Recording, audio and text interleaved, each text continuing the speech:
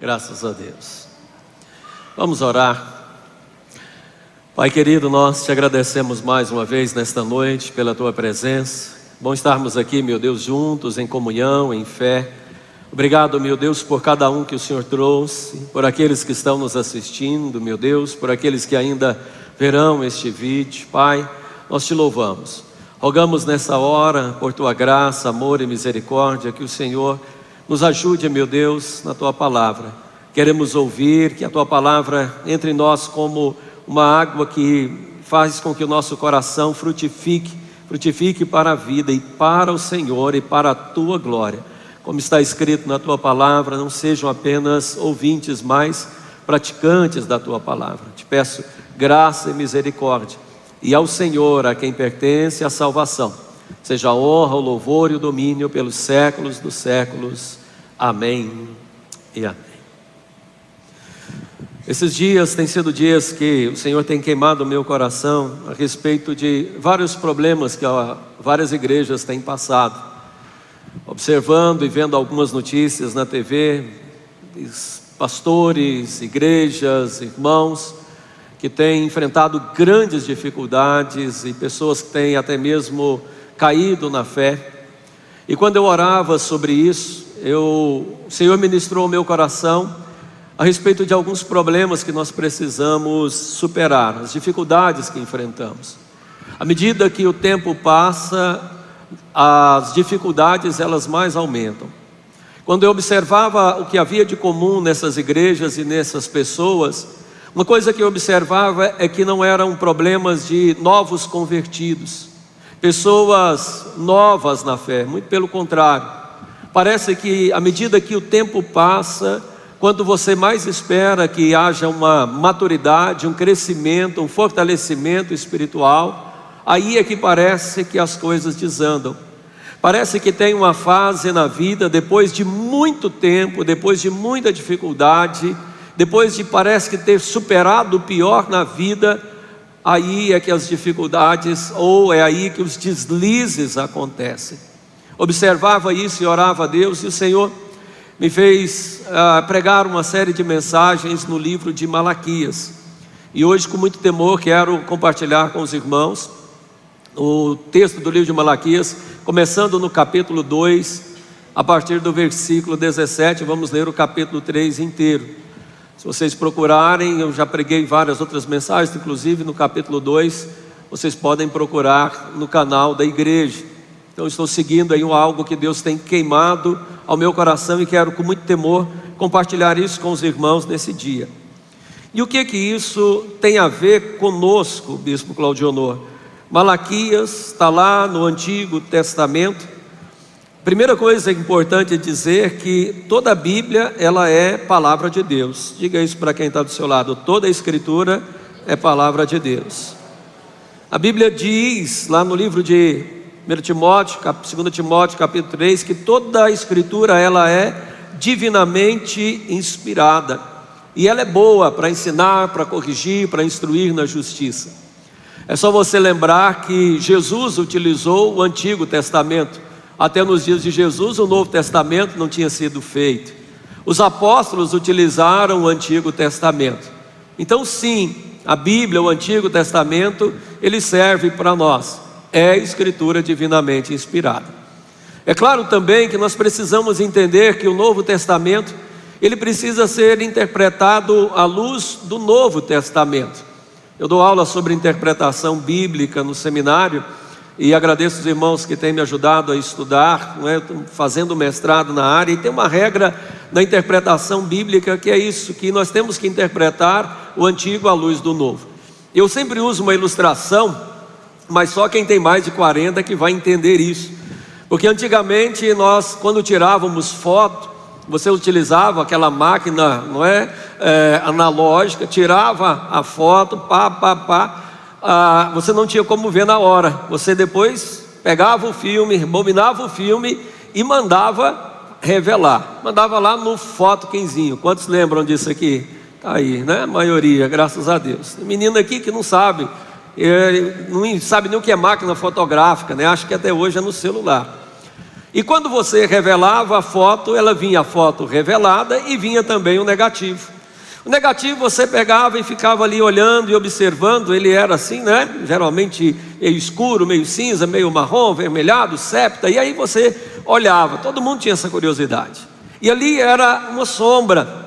Você conseguia ver se eram pessoas, mas não conseguia ver detalhes. Eram apenas sombras. Era o que se chamava de negativo. Com o negativo você poderia revelar mais da mesma foto, que era a foto revelada. Era a mesma foto, eram as mesmas pessoas, era a mesma paisagem. A diferença é que uma estava como uma sombra e o outro estava de maneira clara. Era a mesma foto. A Bíblia funciona mais ou menos da mesma forma. O Antigo e o Novo Testamento são iguais.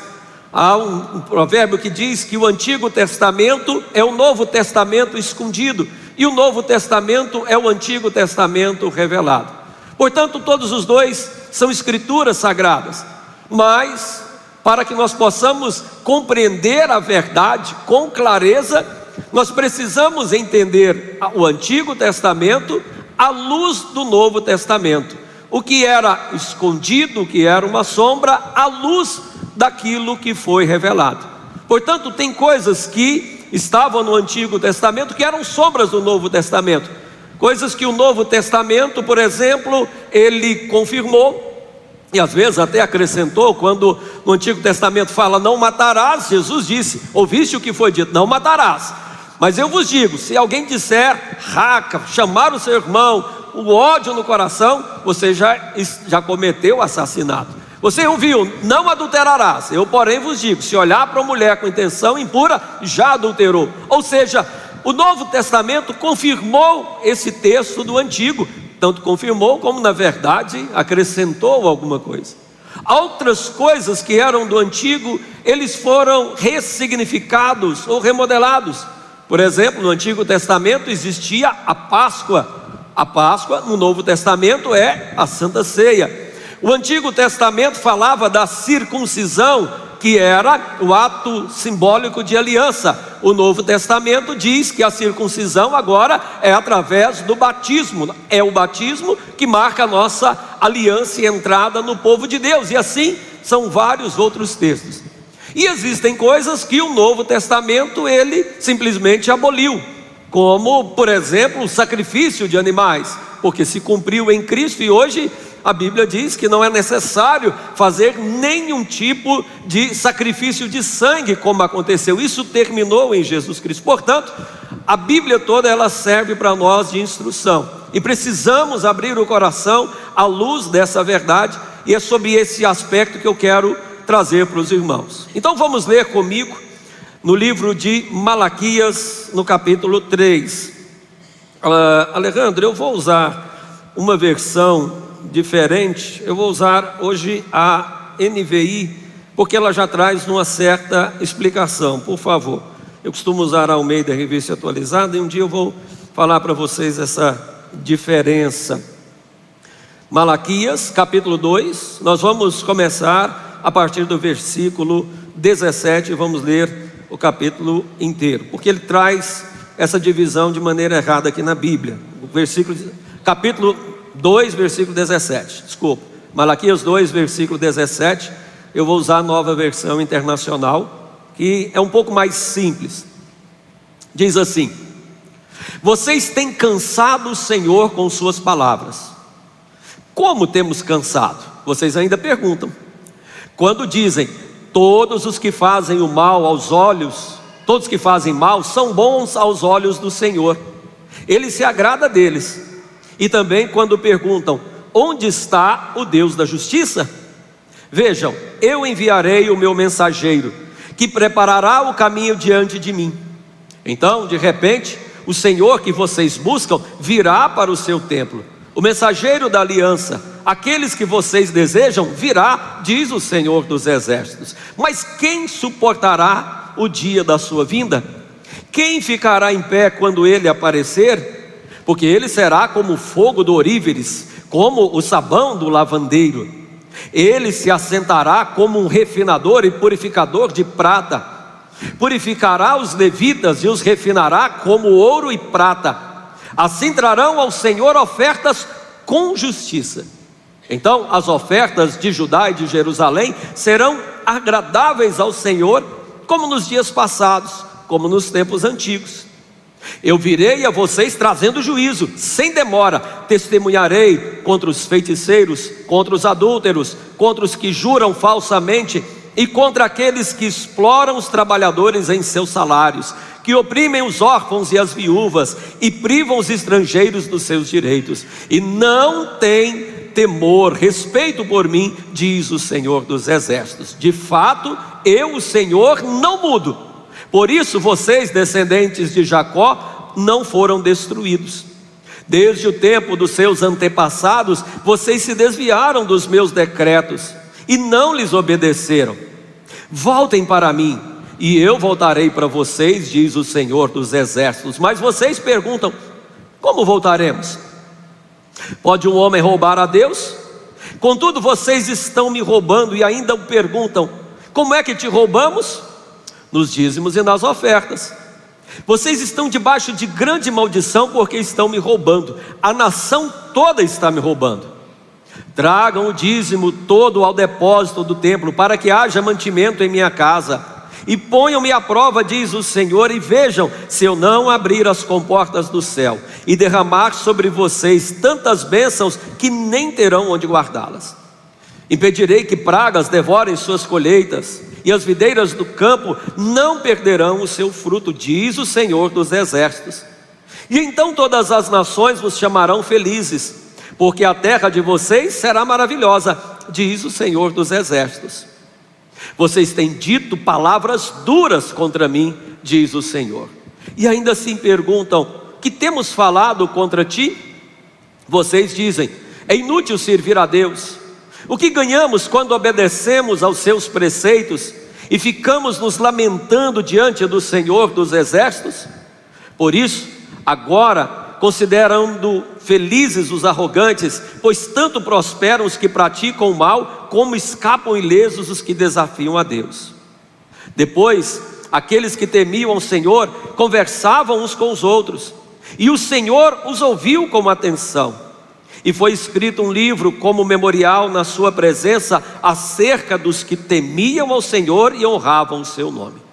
No dia em que eu agir, diz o Senhor dos Exércitos, eles serão meu tesouro pessoal. Eu terei compaixão deles como um pai tem compaixão do filho que lhe obedece. Então vocês verão novamente a diferença entre o justo e o injusto, entre os que servem a Deus e aos que não servem. Só até aqui. O texto de Malaquias, ele nos traz essa mesma história, ou muito parecido com essa condição de igrejas que nós estamos falando, que eu falei no começo. Malaquias é o último profeta do Antigo Testamento, e ele traz uma mensagem dura a respeito de como o povo deveria servir a Deus. É só você lembrar um pouco da história de Israel, você vai lembrar que esse povo de Deus sempre foi um povo assim, bem mal agradecido e bem rebelde contra Deus. Desde quando saiu do Egito, logo eles começaram na idolatria. Moisés estava lá recebendo as tábuas do mandamento e o povo adorando a uma imagem, a um bezerro de ouro. Assim eles rodaram 40 anos no deserto, porque apesar de terem visto a glória de Deus e o poder de Deus, em determinado tempo eles desobedeceram e foram infiéis. Finalmente eles entram na terra prometida, conquistam aquela terra. Josué chama o povo e diz: olha, agora vejam quem é que vocês vão servir, porque eu e minha casa serviremos ao Senhor. Naquela hora, lá no livro de Josué, o povo faz uma aliança: sim, nós vamos também servir a Deus. Que nada, logo que morreu Josué, pouco tempo depois, no livro de Juízes, a Bíblia diz que cada um fazia o que era segundo o seu coração. E aí Deus os entregava nas mãos dos inimigos, e aí o povo então em sofrimento clamava a Deus, e aí Deus levantava um libertador, que era um juiz assim chamado, e ele guerreava, libertava o povo, aí o povo ficava fiel. Depois dos 40 anos, 50 anos, 60 anos, o povo caía de novo. Todo o livro de Juízes é assim, até que acontece, Deus estabelece reis. Primeiro rei que Deus estabeleceu sobre Israel foi Saul, um homem alto, bonito, forte. Não foi nada, logo Saul também pecou. Depois Deus estabeleceu Davi, o homem segundo o seu coração, um pouco menor, bonito. Deus olhou o coração dele, guerreiro, saiu de trás das malhadas. Deus o levantou com poder. Mas o coração de Davi também se tornou arrogante, ao ponto que Deus disse: você não vai nem construir o meu templo, seu filho vai construir. Davi também pecou contra Deus. Isso fez com que o povo também pecasse, embora ele tivesse arrependido e a misericórdia de Deus prevalecido. Até que finalmente Salomão constrói o templo, o grande templo, a presença de Deus naquele lugar. E sobre esse templo é muito importante, porque Malaquias vai falar sobre este serviço no templo. Salomão constrói o templo de uma maneira linda, esplendorosa, constrói com o que há de melhor. Deus abençoa Salomão com sabedoria, o reino dele prospera. E aí, cerca de 40 anos depois que Salomão estava servindo a Deus, o coração de Salomão entra no meio de um monte de mulher, ele ajunta um monte de coisa, um monte de riqueza, e a Bíblia diz que ele começa a cair numa idolatria, e ao ponto que Deus diz: olha, você não vai ter mais sossego não, Salomão. Interessante que o nome Salomão significa exatamente isso, pacificador, vem de Shalom, Shalomon, o pacificador, porque era a época de ter paz. Mas depois de tantos anos, 40 anos, o homem mais sábio até Jesus, o cara se desvia, o cara perde o caminho, o cara se afasta de Deus, e Deus diz: vem tribulação. No final, parece que Salomão se arrepende e volta a Deus. Seu filho, que devia seguir o exemplo do pai, foi pior, o reino divide, aí virou aquela bagunça. E o povo de Deus sempre foi assim, tem tempo que era fiel, tem tempo que não era, era um rei bom, um rei ruim, e o povo isso, e o povo aquilo. Finalmente, quando o povo se rebelou de tal forma diante de Deus, e achavam: não, aqui tem o templo, Deus disse: arrebenta com tudo. Veio o rei da Babilônia, destruiu Jerusalém, derrubou os muros, derrubou o grande templo de Salomão. O povo é levado cativeiro, 70 anos, se cumpre a palavra. E quando se cumpre a palavra no cativeiro, o profeta Ezequiel tem uma visão e disse: o povo vai voltar. Isaías profetiza um pouco antes, Ezequiel profetiza: o povo vai voltar do cativeiro. Ele dá até as medidas do templo. Jeremias profetizou sobre isso, que duraria 70 anos. Ezequiel fala ali no capítulo 37 que Deus levantando dos vales de ossos secos. Isaías profetiza nos últimos 29 capítulos, a partir do capítulo 38, ele fala sobre isso, sobre essa renovação de Deus. E quando finalmente, ele até profetiza no capítulo 45, fala a Ciro, meu ungido, porque era o rei persa, e ele então dá um decreto, o povo volta para Israel. Você vê isso no livro de Esdras, e o povo voltando. Muitos ficaram no Egito, outros ficaram na Babilônia, mas uma grande quantidade de pessoas voltaram para restaurar. O Salmo diz: quando o Senhor restaurou a nossa sorte, ficamos como quem sonha, nossa boca se encheu de riso, nossa língua se encheu de júbilo. E eles voltam para Jerusalém. Eles têm um decreto do rei: construam novamente o templo. E aí eles começaram a construir o templo, diz o livro de Esdras, e o povo veio animado. No momento em que eles lançam os fundamentos com o templo da mesma dimensão, o texto sagrado diz que houve uma mistura de alegria com tristeza, porque aqueles que tinham visto a glória do primeiro templo, do templo de Salomão, que agora voltaram, viram que miséria, que dificuldade que tinha. Mas os mais jovens, porque viram essa restauração de Deus, ficaram alegres, felizes. Deus tinha provido, o imperador, mesmo sendo um homem ímpio, deu condições para que eles voltassem. Vamos de novo, vamos servir a Deus. Começou um grande ímpeto, logo começou a ter problema, e quando teve problema, o povo desanimou de novo. Aí cada um foi caçar sua vida, deixou o templo lá, sacerdote restauraram o altar, mas o templo não havia sido terminado. Cada um foi cuidar da sua vida, foi fazer sua casa, foi ter seus escravos, foi cuidar das suas coisas. Já que eu estou aqui, eu tenho minha terra, agora eu vou ganhar meu dinheiro. Deixou o culto a Deus, o serviço a Deus. Os levitas, os sacerdotes disseram: não tem condições. Foi caçar o que fazer e virou aquela bagunça. Deus, depois de mais de 20 anos, Deus olha e diz assim: tem que fazer. Levanta profetas. Profeta Ageu confronta o povo: é acaso o tempo de vocês viverem em casas apaineladas, enquanto a minha casa está em ruínas, diz o Senhor. Levanta-se, cada um pega uma tora, construa a casa. Zacarias chama: ó Zorobabel, anima, a glória da segunda casa será maior do que a primeira. Estou vendo aqui a palavra de Deus. E o povo se reanimou debaixo de um novo decreto e foram embora e reconstruíram o templo em poucos anos. Estava tudo bem. Chega Neemias para reconstruir.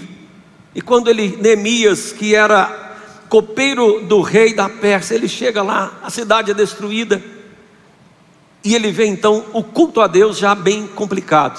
O povo já não servia tanto a Deus.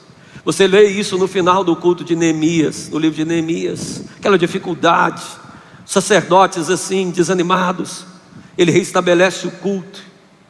Esdras, que era um escriba, arranca os cabelos por ver o pecado do povo, a infidelidade do povo. Não respeitavam o culto, não respeitavam o sábado, não respeitavam o sacrifício, não tinha nada.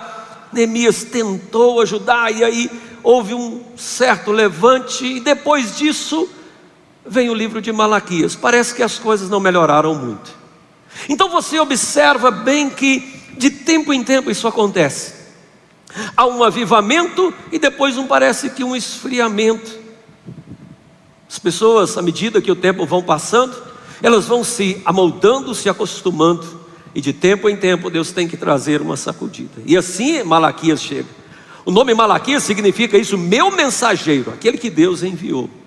E o livro todo vai falando desse discurso de perguntas de Deus e perguntas do povo, num diálogo meio socrático ali, com a ideia de responder e perguntar. É assim que nós temos no capítulo 2. O livro todo de Malaquias, ele vem falando sobre esse culto, o verdadeiro culto a Deus, o que Deus está olhando no seu culto, olhando a vida das pessoas e tudo. E agora ele chega aqui no capítulo 2, no final do capítulo 2, do capítulo 3. Tem 3 discursos de Deus aqui. A primeira pergunta, a primeira afirmação de Deus, e essa estrutura ela é muito clara. No versículo 17, Deus afirma para o povo, diz: olha, eu estou cansado das suas palavras. Agora eu queria que você imaginasse a profundidade de Deus falando isso para o povo. Cansei das suas reclamações. Estou cansado. Por aqui, final. Há uma expressão, não é, em outra tradução: vocês me afadigam com as suas palavras. Eu estou afadigado com isso. Isso está me sufocando. Vocês estão me enchendo a paciência com as suas palavras. E o povo então responde com a pergunta: como temos te cansado, Deus? Como assim temos te enfadado? É uma outra expressão em outra tradução. E Deus diz isso: vocês ainda têm coragem de me perguntar? Como assim, Deus? O que nós temos falado que temos te cansado? E Deus responde: todos os que fazem mal são bons aos olhos do Senhor, e Ele se agrada deles. E também quando perguntam: onde está o Deus da justiça? É a pergunta que Deus agora faz ao povo, respondendo ali ao povo: onde está? O povo pergunta: onde é que está o Deus da justiça? Sabe qual era o problema? Que eles diziam assim: Deus não importa com a vida, Deus não está olhando para a gente, vamos viver a nossa vida. Viviam reclamando: olha, esse negócio de igreja, não é? Ou esse negócio de templo, servir a Deus, construir o templo e ficar com essa coisa, Deus não está olhando para isso nada. Deus que nada, vamos seguir a vida. E Deus foi deixando, chegou uma hora que Deus cansou desse tipo de reclamação. E eles disseram: mas Deus, olha, cansou o Senhor por quê? Porque olha só para a pessoa que faz a coisa certa, o Senhor não faz nada. Aonde está, se o Senhor é justiça, aonde está o Deus da justiça? Esse é um dilema muito grande, porque ao observar o mundo em volta, nós paramos e perguntamos: será que Deus realmente está presente? O primeiro ponto de aplicação que a gente tem é isso, que a gente começa a vir à igreja e muitas pessoas desanimam e começam a olhar ao mundo que está à sua volta e pergunta: vale a pena servir a Deus? Vale a pena ir para a igreja? Que adianta eu servir na igreja e a minha vida não é diferente? A vida do ímpio é melhor do que a minha? O cara está mentindo e Deus está abençoando ele porque ele está ganhando dinheiro, ele está rico e ninguém faz nada com ele. Aonde é que está Deus, que é justo mesmo, que não pesa a mão em cima desse camarada que está fazendo a coisa errada? Vamos fazer a coisa errada. Isso todo mundo faz, a vida é assim, o mundo é assim, é a realidade que nós vivemos. E Deus então chega e diz: isso está me cansando, esse tipo de coisa. Vocês acham que eu não estou vendo isso? No versículo 3, Deus repreende o povo, diz: eu enviarei o meu mensageiro que preparará o meu caminho. Então, de repente, o Senhor que vocês buscam virá para o seu templo. O mensageiro da aliança que vocês desejam virá, diz o Senhor dos exércitos. Deus diz: vai chegar uma hora.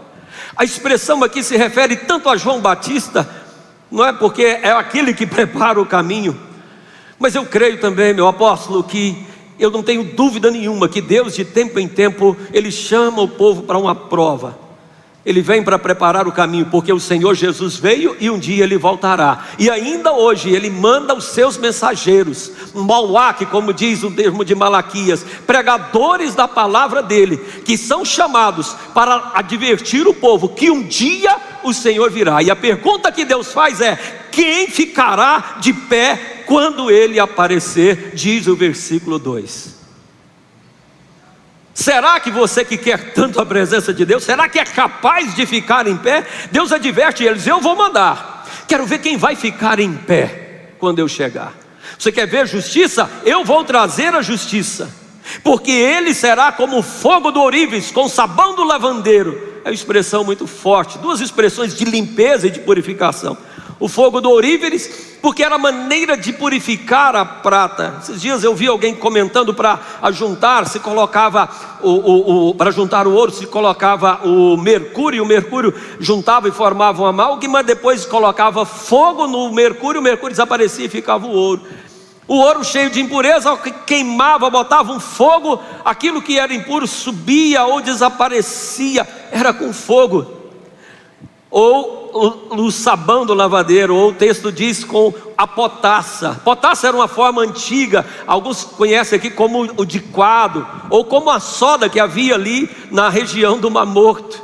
Mamãe fazia muito sabão com soda cáustica, aquela soda Yara, aquilo era uma maravilha.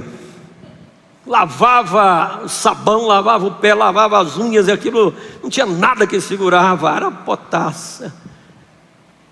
Ele está dizendo: eu vou dar uma esfregada, eu vou chegar, o meu mensageiro vem e vou dar uma esfregada. Ele assentará como um refinador e um purificador de prata, e purificará os levitas e os refinará como ouro e prata, e assim trarão ofertas de justiça. Observe bem que ele começa falando a respeito dos levitas, purificação dos levitas, que eram aqueles que serviam no altar, que não estavam servindo a Deus de verdade. Eu vou mandar um fogo, eu vou chegar ao fogo, porque eles precisam ser purificados. São pessoas preciosas, mas tem coisa na vida deles que está errada, e eu vou meter fogo. O texto diz no versículo 5, isso é muito interessante, ele diz que depois disso vai receber as ofertas com justiça. O versículo 5 ele diz: eu virei e trarei a juízo, sem demora. Testemunharei contra feiticeiros, adúlteros, que juram falsamente, que exploram trabalhadores, que oprimem os órfãos, viúvas, que privam estrangeiros dos seus direitos, e os que não têm respeito ou temor de mim, diz o Senhor dos exércitos. E ele começa falando dos levitas e depois ele se expande para o povo todo. Qual que é a grande aplicação que o texto sagrado nos traz aqui? Isso tem tudo a ver com o Novo Testamento, porque a palavra de Deus diz que o Senhor, que o juízo de Deus, ele começa pela casa de Deus. Diga para quem está perto: o juízo começa pela casa do Senhor. Ele começa pela casa de Deus. O juízo do Senhor, ele vem primeiro sobre aqueles que estão servindo a Deus, diz a Bíblia Sagrada. 1 Pedro capítulo 4, versículo 17. Por isso que quando você vê essas coisas acontecendo, escândalos envolvendo igrejas, pastores, não se preocupa não, é juízo de Deus. Chega uma hora, as coisas, a pessoa vai achando que vai escondendo, uma hora Deus vem com fogo e traz a luz. Mas Deus não quer o mal, Deus quer salvar as pessoas. E ele começa com aqueles que servem no altar, começa com nós que somos pastores, e vai para todo mundo.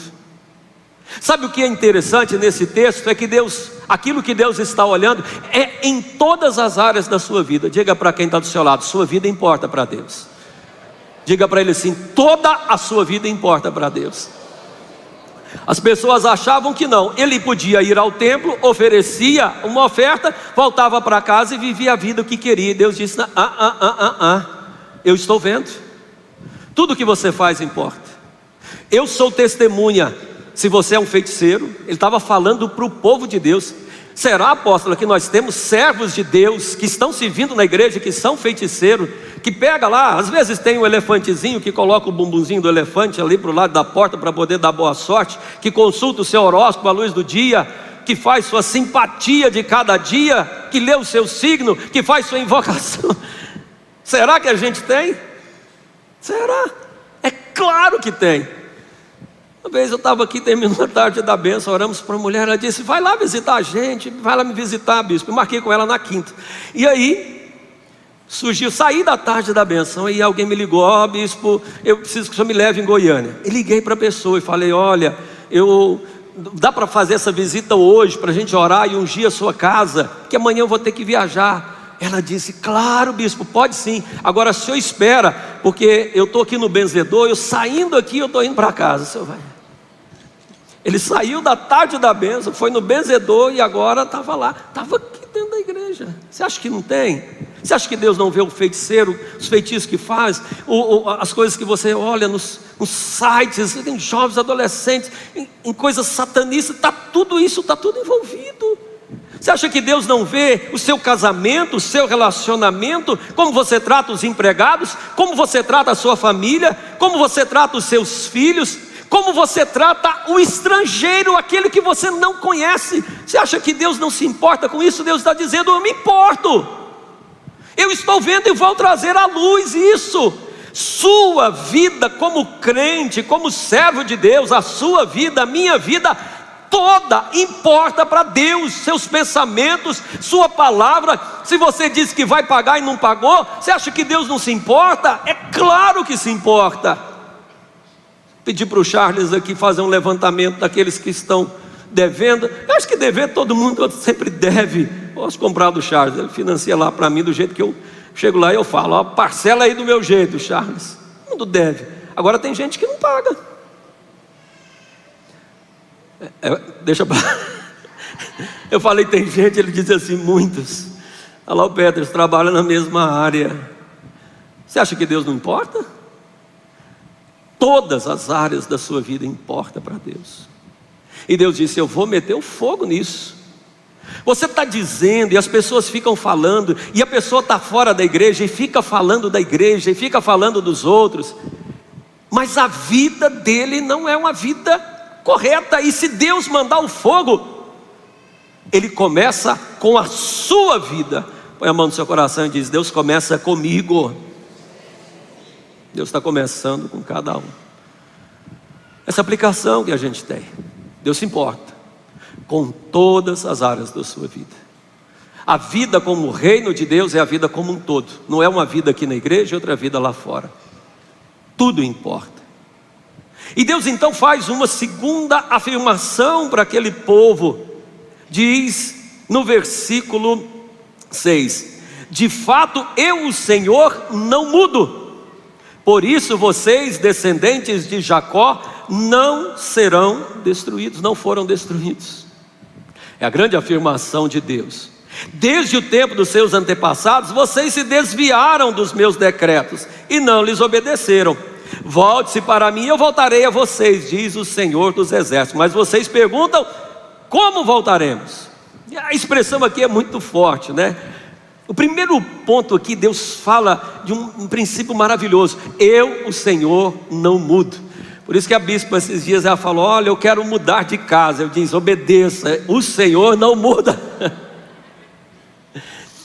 Mas a expressão mudar, ela tem a ver com, é claro, com a questão do caráter. Mas pelo fato de estar colocando aqui também o templo, não tenho dúvida de que Deus se refere através disso e faz aqui um jogo de palavras É um princípio, na teologia a gente usa uma palavra difícil, chama-se a imutabilidade, que é um atributo incomunicável de Deus. Ou seja, que só Deus tem, que Deus ele é o mesmo ontem, hoje e para sempre. Apocalipse diz isso a respeito de Jesus. Deus é o mesmo, Ele não muda. Ele não muda de vida, Ele não muda de lugar, porque Deus está presente. Entende isso? Era essa a ideia que Deus queria falar para o povo. Eu estou aqui, eu nunca saí daqui. O templo foi destruído, mas eu, Senhor, não mudo. Não mudo na minha natureza. Os céus é o meu trono e a terra onde descansa o pé. Não tem lugar aonde Deus não possa estar. Era um princípio muito forte. Eu não mudei. Eu lembro do apóstolo isso falar, que o irmão disse que Deus é bom e está cada dia melhor. Diga para quem está do seu lado: Deus não melhora. Fala para ele: Deus não melhora. Deus é bom o tempo todo, e o tempo todo Deus é bom. Não tem isso. Ele não muda. Ele não tem imperfeição. Ele é o mesmo ontem, hoje. Ele sempre foi bom, e Ele é bom, e Ele é maravilhoso, e Ele não mudou, e Ele é misericordioso, e Ele não mudou. E Ele disse: e é por causa disso, porque se eu mudasse, vocês estariam perdidos. Seus antepassados não foram destruídos. E aí Deus chama: volta para mim. Para usar a figura de casa, que Deus estava presente, e disse: olha, eu continuo nesta mesma casa, porque a terra é onde eu descanso os pés, mas vocês estão se afastando de mim. Voltem para mim, voltem a vida de vocês para mim. Eu não me afastei de vocês, vocês se afastaram de mim. Eu não abandonei a minha casa, vocês é que abandonaram a minha casa. Eu não mudei o caminho, vocês que se desviaram do caminho. Eu não mudo, eu continuo o mesmo. Eu sou o mesmo ontem, hoje e para sempre. E eu só digo: voltem para casa. Voltem, porque eu continuo o mesmo. E porque eu não mudo, vocês não são destruídos. Agora volta. E o povo responde assim: mas como é que a gente pode voltar para Deus? E é curioso, porque Deus responde com uma pergunta: roubará o homem, pois, a Deus? Nesse ponto Deus introduz essa passagem de uma maneira estranha, não é? Porque Ele começa a falar a respeito de dízimos e ofertas. Roubará o homem, pois, a Deus? Mas vós me roubais. E ainda pergunta: em que te roubamos? Somos inocentes, não fizemos nada. E Deus fala de maneira clara: nos dízimos, nas ofertas. Tragam os dízimos à casa do tesouro, para que haja mantimento na minha casa, diz o Senhor. E provai-me nisso, se eu não vos abrir as janelas do céu, as comportas do céu, e derramar sobre vocês tantas bênçãos, que não terão onde guardá-la. Eu impedirei que pragas devorem as colheitas, as videiras do campo não perderão seu fruto, diz o Senhor dos exércitos. Então todas as nações chamarão felizes, porque esta terra será maravilhosa. Deus fala sobre dízimos e ofertas, porque a casa, o templo e ali estava em falta. O povo tinha parado de ofertar. O povo estava cuidando da própria vida e não trazia as suas ofertas. O povo colhia e não trazia. O povo, quando passava por uma dificuldade, não trazia nada para a casa de Deus, para o mantimento do templo do Senhor. E Deus disse: vocês estão errados. Está no Antigo Testamento, mas o apóstolo até falou poucos dias sobre isso, mas isso não foi cancelado no Novo Testamento. No livro de Mateus, capítulo 23, quando Jesus falava sobre o dízimo, ele falava: vocês estão preocupados com o dízimo da hortelã, do cominho, mas não estão preocupados com a justiça. Vocês devem fazer estas coisas sem omitir aquelas. Jesus não revogou a questão do dízimo e da oferta. Isso não está falado dessa forma. Continue, não tem problema.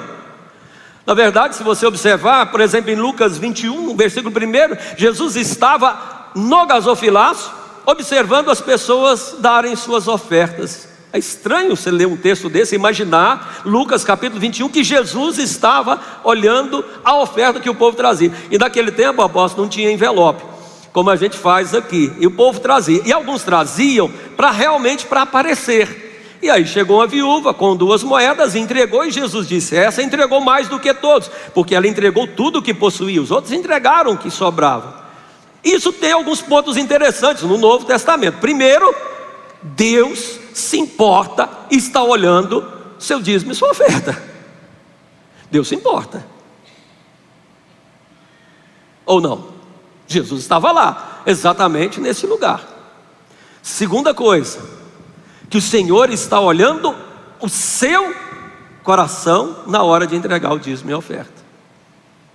Se você realmente é fiel a Deus, se você está querendo aparecer, qual é a sua motivação? Se você está cumprindo o que Deus fez, o que Deus ordenou. A mulher entregou do que tinha. Você só entrega daquilo que você tem. No Evangelho de Lucas, no capítulo 8, fala claramente sobre isso. Mulheres que foram libertas, Maria Madalena, do qual saíram 7 demônios, e a mulher também que era esposa de Cusa, tesoureiro de Herodes, colasso de Herodes, diz a expressão, Evangelho de Lucas capítulo 8, versículo 2 em diante. O texto sagrado diz que elas prestavam assistência a Jesus com os seus bens, com aquilo que tinham. Deus olha a sua intenção. Se você está prestando assistência na obra dele, porque Jesus pregava com os discípulos de cidade em cidade, de aldeia em aldeia, os 12 iam com eles. Maria Madalena, mulher de Cusa, o colasso de Herodes lá. Madalena talvez não tivesse condições, era uma endemoniada que foi liberta. A outra tinha mais condições. Cada um prestava com aquilo que tinha. A intenção do coração, o serviço a Deus, isso faz diferença. Deus olha para isso.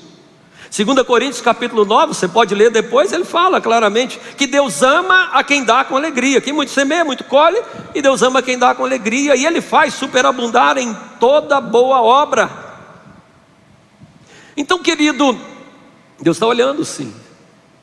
Você está servindo a Deus, está vindo na igreja, está servindo a Deus. Aqui é uma casa de oração. Estamos pregando de cidade em cidade, de aldeia em aldeia, levando a palavra de Deus. Cada um tem um chamado. Deus tem abençoado a sua vida. Deus olha para o seu coração. Agora, a pergunta é: você está servindo a Deus com os seus dízimos, suas ofertas, com aquilo que você ganha? Porque Deus está olhando para isso. Entenda bem, eu não vou ser aqui irresponsável e dizer: quer dizer que se eu não for dizimista eu vou para o inferno? Não, eu não sou irresponsável para dizer isso. Mas eu também não posso ser irresponsável para não dizer que se você não está sendo fiel a Deus, que está tudo certo, porque não está. Eu não sou irresponsável para dizer: Deus não se importa, não, irmão, se você não está sendo fiel a Deus. Não, porque Deus se importa. Porque na verdade você tem uma motivação no seu coração que Deus olha. Lembra quando Judas, a mulher foi oferecer para Jesus um perfume, e Judas falou assim: que desperdício é esse? Dá esse perfume para Jesus, esse perfume vale 300 denários, podia ter vendido, dado aos pobres.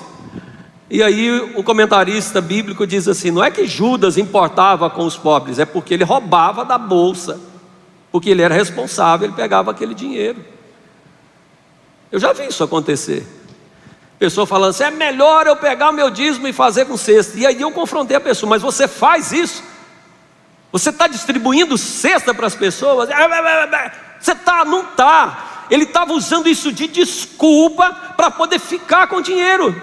Ananias e Safira fizeram isso. Você entende isso? Capítulo 5 do livro de Atos dos Apóstolos. Ananias comprometeu com Deus: eu vou dar uma oferta, vou vender um terreno. Lá no capítulo 6, final do capítulo 5, capítulo 5 mesmo, no final do capítulo 4, Barnabé oferta. Ananias e Safira dizem: eu vou fazer isso mesmo, e nós vamos pegar um nome. Barnabé chamou, filho da exortação. Que nome será que nós vamos ganhar?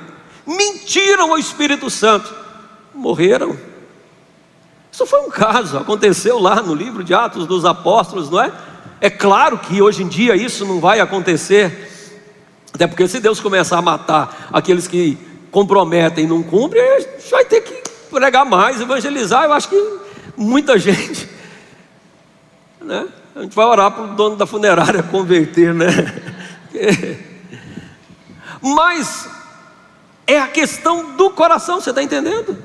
Porque ele não está amando a Deus e não está servindo servindo a Deus. E esse é um ponto importantíssimo: servir a Deus. Você serve a Deus com sua vida, com seu louvor. Você serve a Deus com seus dízimos, com suas ofertas, com a sua fidelidade, com a sua intenção de coração.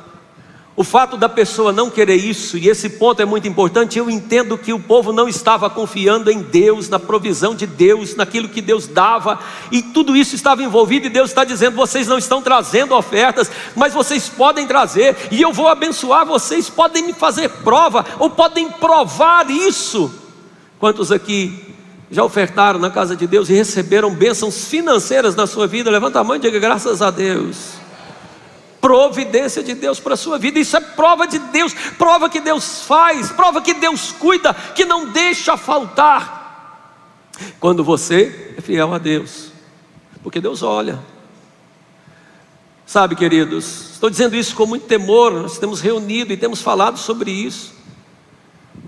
Quando os dízimos e as ofertas caem, é sinal de recessão financeira, mas a gente tem que tomar cuidado, se não é de recessão espiritual. Se você está bem com Deus ou não está.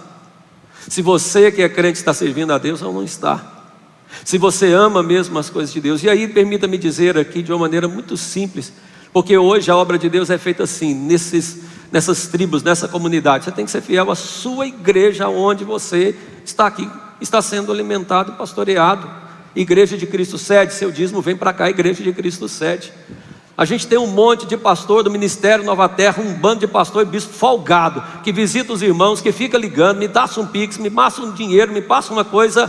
Manda eles ligar para mim, manda eles ligar para o Paulão. Fala assim: ó irmão, ao invés de você me ligar aqui, fala com o meu dízimo, vai lá para a tesouraria, mas você fala com o Paulão, fala com o apóstolo lá, que o apóstolo vai dar um jeito de te ajudar. Quantos são? Quantos irmãos pegam o seu dízimo aqui e manda para a gente que ele nunca viu na vida, que nem conhece, porque entende que a obra lá do missionário tal, do pastor tal, lá na longe, e não, aqui são 50 anos só do apóstolo, isso aqui em Pires do Rio. Você conhece a nossa vida, conhece a nossa casa, conhece a nossa família, conhece tudo a nosso respeito, conhece a nossa seriedade, e você não, a obra na casa onde você é pastoreado, isso é um princípio de Deus. Ninguém é obrigado. Deus conhece o seu coração. Mas digo isso com toda a liberdade no Espírito, porque é assim que nós somos, é assim que nós fazemos. Em que roubamos a Deus? E você pode fazer prova, pode trazer. Eu tenho certeza de que não vai faltar. Esse é o seu serviço. E por fim, o texto sagrado nos fala da última afirmação de Deus. E Deus vira para o povo no verso 13 e diz, Deus falando para o povo. E aí eu falo isso com todo temor. Deus vira e diz assim: vocês têm dito palavras duras contra mim. É a minha versão. É muito estranho isso, não é? A gente ouve Deus falando de maneira forte, agora é Deus falando do povo. Vocês é que estão falando palavras pesadas contra mim, palavras duras, porque é um povo de coração duro. Há um esfriamento espiritual, uma dureza espiritual. A palavra grega para dureza de coração é esclerocardia. O coração vai endurecendo, porque a vida espiritual, ela vai se arrefecendo, vai esfriando. E Deus diz para aquele povo: vocês têm dito palavras duras contra mim, diz o Senhor. E aí, novamente o padrão aqui, ainda assim vocês perguntam: o que temos falado contra ti? Versículo 14. E Deus responde ao povo: vocês dizem, é inútil servir a Deus. O povo pergunta: o que adianta, o que ganhamos quando obedecemos os seus preceitos e ficamos nos lamentando diante do Senhor dos exércitos? Essa é a grande pergunta, né? Porque falamos aqui de fidelidade. Honre a sua igreja, seja fiel, sirva a Deus, sirva com seus bens, sirva com sua vida, cultue a Deus. Estou preparando uma mensagem sobre culto, e é interessante você observar, o apóstolo sempre nos ensina isso, que se tem desde o livro de Gênesis, não é? Já no capítulo 4, quando Caim e Abel, as primeiras ofertas, todas têm oferta, o culto a Deus tem oferta, e Deus fala: seja fiel, honre a Deus, louve a Deus, tenha temor a Deus. Deus está olhando o seu coração. E aí tem gente que diz: do que adianta ser fiel a Deus? É a pergunta semelhante que foi no começo. O que é que eu ganho em ser fiel a Deus? Entenda uma coisa, a vida com Deus não é uma coisa de troca. Não tem troca. Não é você dar e Deus te dá em troca. Isso não funciona para Deus. Porque Deus, Ele é dono de todas as coisas. Não tem nada que você possa trocar. Você só troca aquilo que é seu. E tudo pertence a Deus. Diga para quem está do seu lado: tudo que você tem foi Deus que te deu, meu irmão. Não é troca. Não tem troca com Deus. O Senhor diz, a pergunta do povo é: o que é que eu ganho se obedecermos? O que é que nós ganhamos se ficamos aí diante de Deus, e observando, e andando com Deus? O que adianta, bispo? A vida é complicada. O versículo 15 diz: por isso agora consideramos felizes os arrogantes, pois tantos prosperam os que praticam o mal, como escapam ilesos os que desafiam a Deus. Olha, é muito melhor a vida ímpia, porque eu já vi gente contando isso. Assim, olha, servir a Deus não é difícil, porque a gente é fiel, mas o ímpio, né, ele faz a coisa errada e ele escapa. O cara está fazendo a coisa errada e Deus não faz nada. Por que Deus está assim? Por que o outro lá, ele está ganhando dinheiro? Por que o outro está roubando e nada acontece com ele? É muito melhor. Eu não ganho nada em ser fiel a Deus. Eu não tenho recompensa nenhuma se eu não mentir, se eu não passar a perna. Aí é que eu não tenho como comer, eu não tenho como cuidar, não tem como eu ser fiel. Eu não ganho nada, é muito difícil ser crente. Eu não vou servir a Deus, não dá para continuar assim, bispo. Por isso que eu venho aqui na igreja e tudo bem, mas lá no meu trabalho a coisa é diferente. Eu tenho que mentir, eu tenho que passar a perna, eu tenho que dar meu jeito na minha vida, eu engano, não, e Deus diz: não é assim. Porque embora não sendo troca, veja o que Deus diz no verso 16: aqueles que temiam ao Senhor conversavam uns com os outros, e o Senhor os ouviu com atenção. Alguns pontos importantíssimos aqui. Aqueles que temem ao Senhor, temor do Senhor. Sabe por que nós obedecemos? Sabe qual é o nosso maior princípio? É o temor a Deus. Ainda que a lei possa dizer que o errado é certo, para nós o que Deus diz é que é certo, porque temos temor de Deus. Para a lei deste mundo, o adultério não tem problema nenhum. Para a lei deste mundo diz, pode até cometer o aborto. Para a lei deste mundo, o mundo é dos espertos. Mas no princípio de Deus, eu tenho temor a Deus. O mundo é dos mansos, os mansos herdarão a terra. É diferente. Eu tenho temor a Deus. Se minha mulher não vê, não é porque ela vai me condenar, é porque eu tenho temor a Deus. Meu temor está em Deus. É Deus que olha para mim, é Deus que vê o meu coração. Não importa quem vai descobrir, não importa se o patrão vai descobrir, se a justiça vai descobrir, eu vou com temor a Deus. Segunda coisa, os que temem a Deus conversam. Isso aqui você tem que saber com quem você anda. Ande com quem é fiel a Deus. Em outro texto diz que a má conversação corrompe os bons costumes. Ande com quem tem temor a Deus. Ande como homens de Deus, com servos de Deus, que tem a palavra de Deus na boca. Porque enquanto o povo estava dizendo, e alguns diziam, não adianta servir a Deus, um homem de Deus contra um homem de Deus dizia, rapaz, não vamos cair nessa não, vamos servir a Deus que é melhor. Eles estavam conversando sobre isso. E a Bíblia que diz que enquanto eles conversavam sobre isso, não era na roda dos escarnecedores, como diz no livro de Salmos, no capítulo 1, era a roda dos abençoadores. Eles conversavam, vamos servir a Deus, vamos reunir aqui, vamos orar, está difícil, não rouba não, irmão, tem temor de Deus, vem cá, vamos orar junto. A Bíblia diz que Deus olhava para eles, atentava para eles, Deus os ouviu com atenção.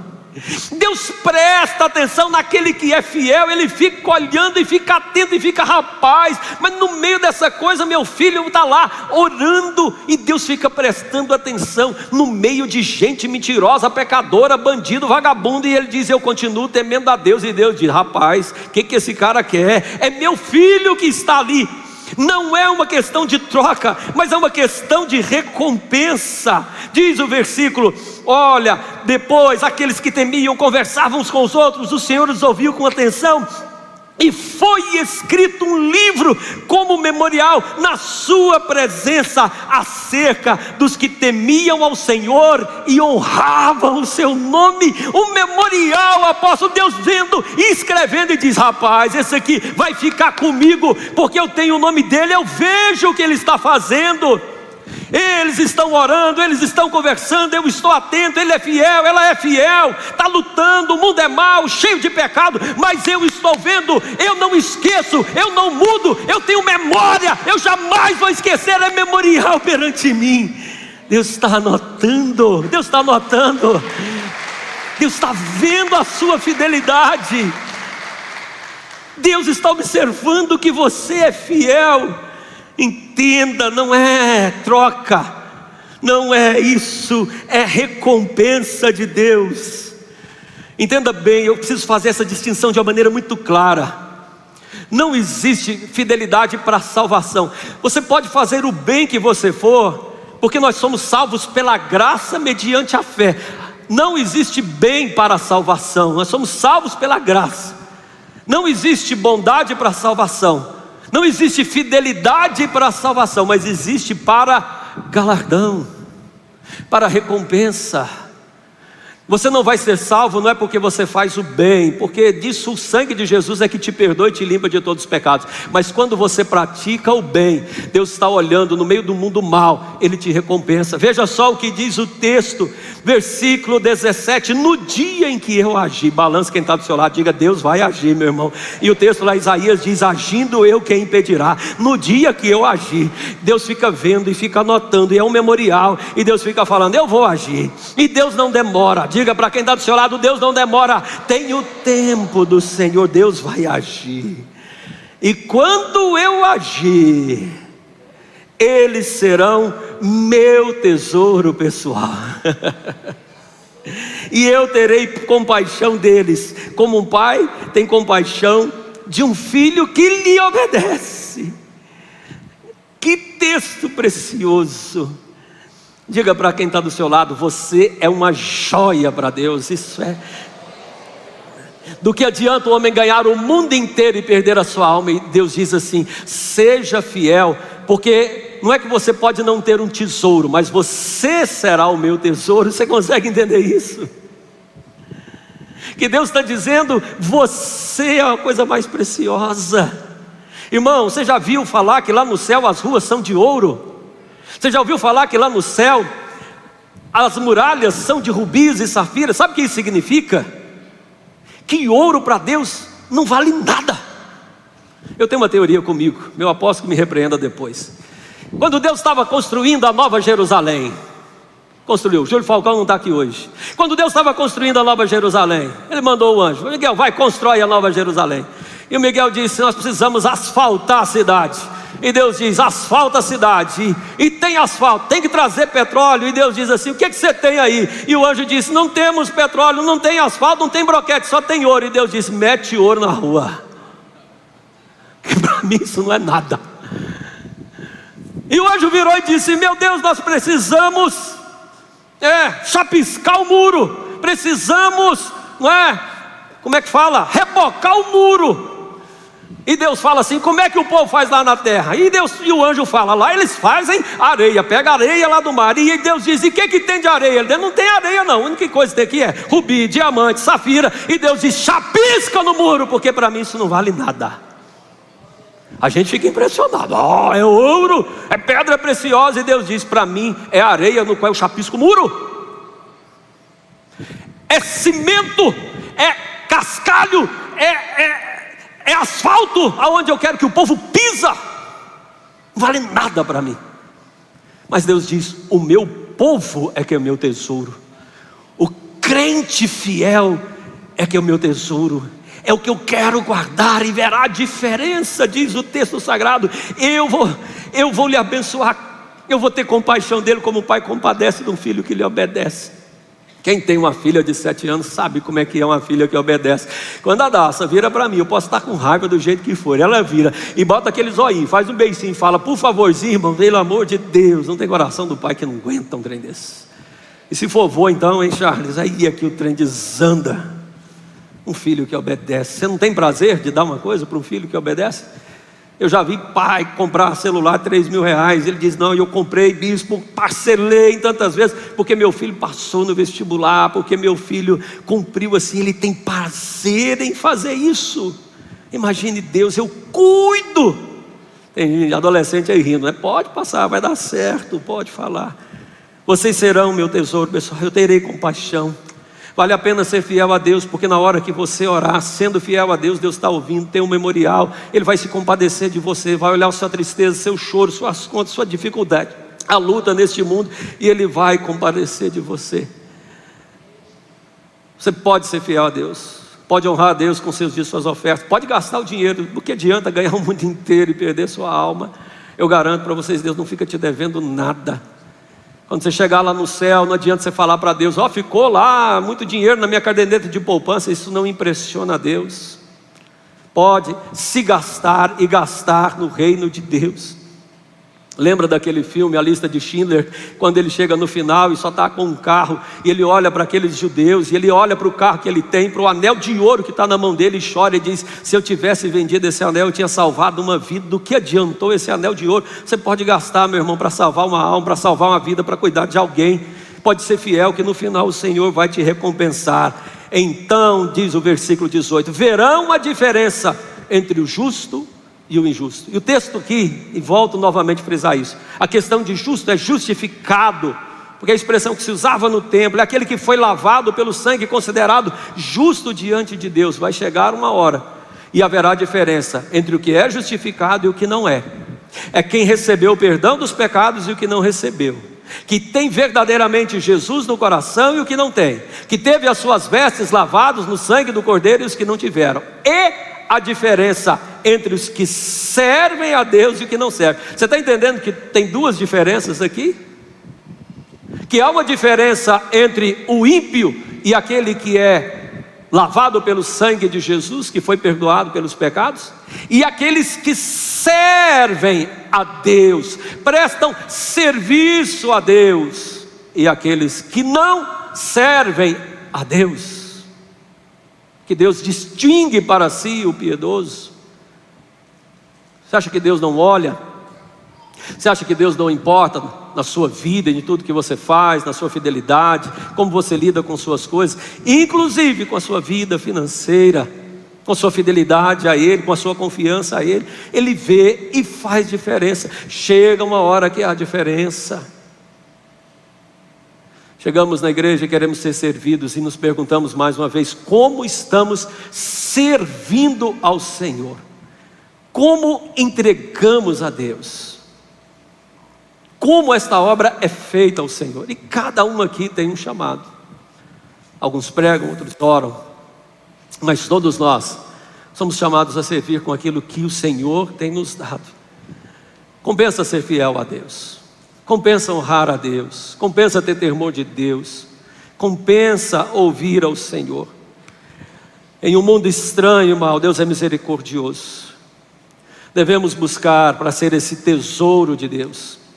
E existe sim diferença. Agora pergunte a quem está do seu lado: você, meu irmão, faz a diferença? Vamos ficar de pé e vamos orar.